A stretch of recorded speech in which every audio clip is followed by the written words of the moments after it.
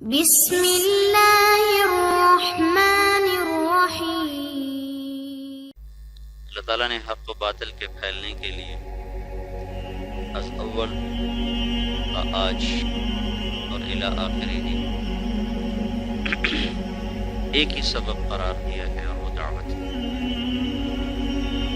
شیطان کی بھی دعوت چلتی ہے اور انبیاء کی بھی دعوت چلتی ہے، دونوں داعی۔ پہلے یہ دعوت انبیاء لے کر آتے تھے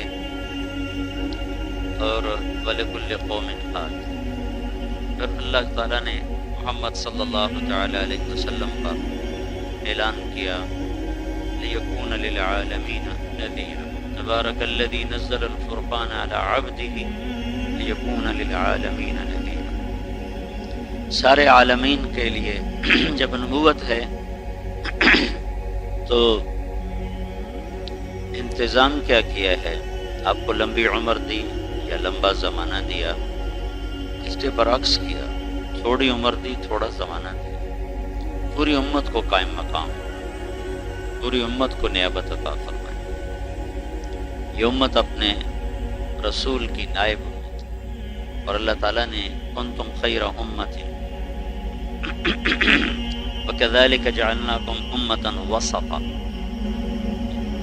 امت وسط کا ترجمہ جو تفسیروں میں لکھا ہوا ہے وہ ہے عدل والی، اعتدال والی امت۔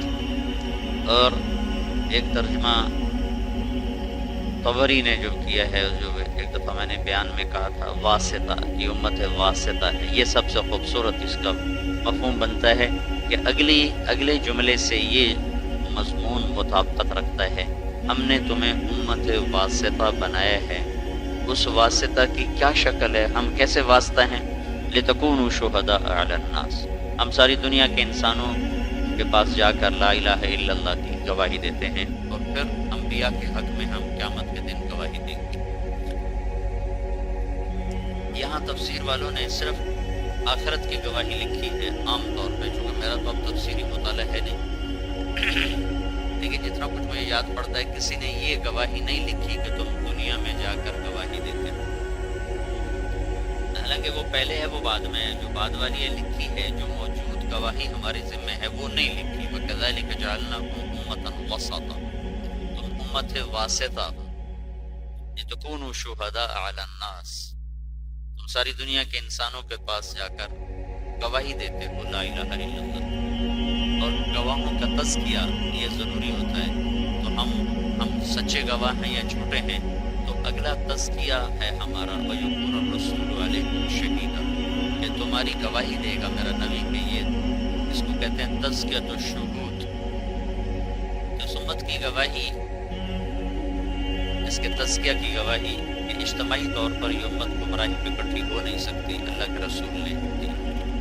تو جب آپ نے آخری حج فرمایا تو اس میں آپ نے یہ اعلان کیا تھا فَلْيُبَلِّغِ الشَّاهِدُ الْغَائِبَ۔ الشاہد کا مطلب یہ ہے کہ جو بتانے، گواہی دینے والا، الشہداء شاہد۔ شاہد کا لفظ عمل کا تقاضا نہیں کرتا کہ دعوت دینے کے لیے خود عمل ہونا ضروری ہو۔ اہل تصوف میں یہ رخ ہے کہ پہلے تم خود عمل والے بنو، پھر لوگوں کو دعوت دو، جس کو کہتے ہیں خلافت لے لو اور پھر لوگوں کا تزکیہ کرو۔ عام لوگوں میں بھی یہ بات ہے، پہلے خود عمل کرو پھر اوروں کو دعوت دو۔ یہ لفظ شاہد یہ بتا رہا ہے کہ اوروں کو دعوت دینے کے لیے خود عمل کرنا ضروری نہیں ہے، ہاں نجات کے لیے عمل ضروری ہے۔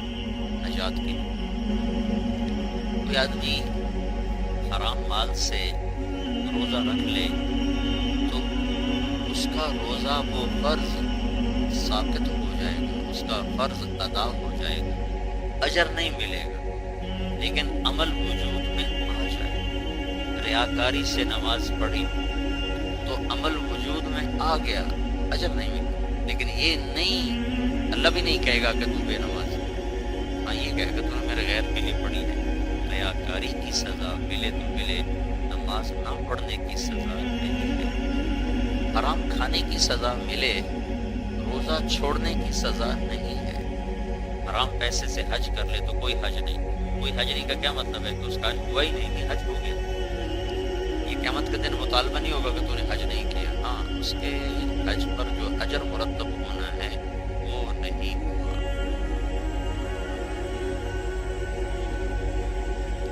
فَلْيُبَلِّغِ الشَّاهِدُ الْغَائِبَ لِتَكُونُوا شُهَدَاءَ عَلَى النَّاسِ، کہ جو بتانے والے ہیں وہ جا کے گواہی دے دیں، بتا دو جا کر۔ صرف بتانے کا فریضہ یہ الگ ہے اور عمل کا فریضہ الگ ہے، ان دونوں میں لازم اور ملزوم کا تعلق نہیں، ان میں شرط اور مشروط کا تعلق نہیں کہ تب تمہاری دعوت مانی جائے گی جب کہ تم خود بھی عمل کرنے والے ہو، ایسا نہیں ہے، کیونکہ دعوت دینا ایک الگ عمل ہے اور خود عامل ہونا ایک الگ عمل ہے۔ دعوت نہ بھی دیں، عمل نہ بھی کریں، پھر بھی دعوت دینا ہمارے ذمہ ہے۔ ایک آیت سنو، لعن الذین کفروا من بنی اسرائیل، بنی اسرائیل پہ لعنت ہے، کہاں سے؟ اللہ کی طرف سے، کس کے ذریعے سے؟ علی لسان داؤد اور عیسیٰ ابن مریم۔ وجہ کیا ہے؟ ذالک یہ لعنت کیوں ہے؟ بما عصوا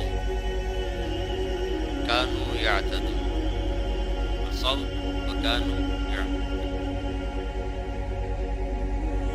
یہ لعنت ان پر اس لیے برسی کہ وہ نافرمانی میں حد سے آگے بڑھ گئے۔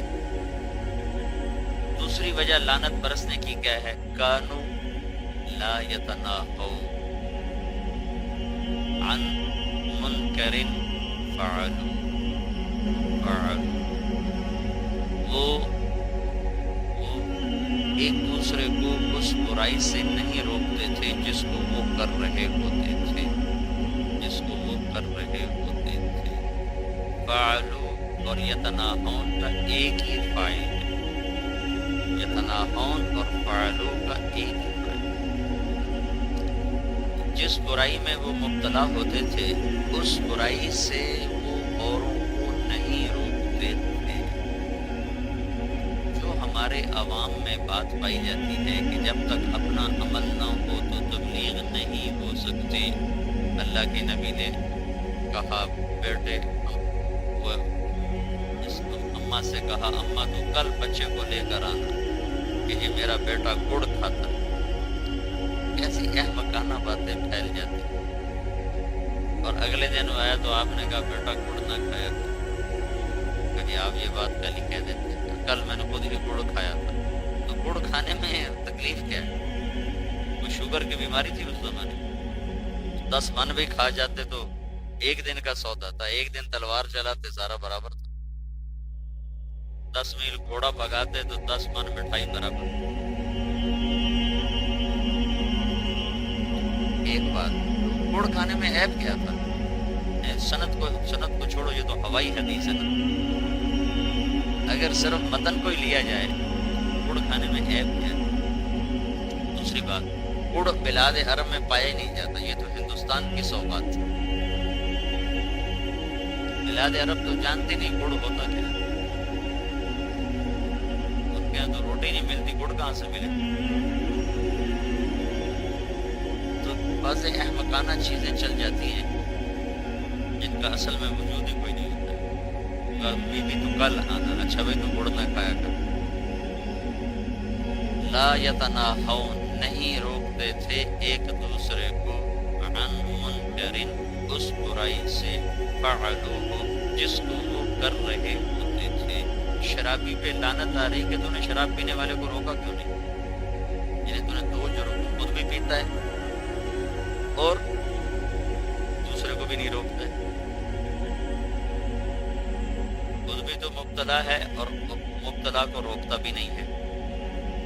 تو اس آیت سے پتہ چلا کہ اوروں کو دعوت دینے کے لیے خود اس پہ عامل ہونا ضروری نہیں ہے۔ تو حدیث بھی واضح ہے، مسلمانوں کی بستی کا واحد علاج میں حضرت انس رضی اللہ عنہ کا سوال موجود۔ تو اللہ کے نبی جب دنیا سے رخصت ہوئے تو آپ کہہ رہے تھے فَلْيُبَلِّغِ الشَّاهِدُ الْغَائِبَ، میرا پیغام آگے پہنچے۔ تو جب اب یہ پہلا موقع ہے کہ نبیوں کے بعد امت دعوت دینے کے لیے استعمال.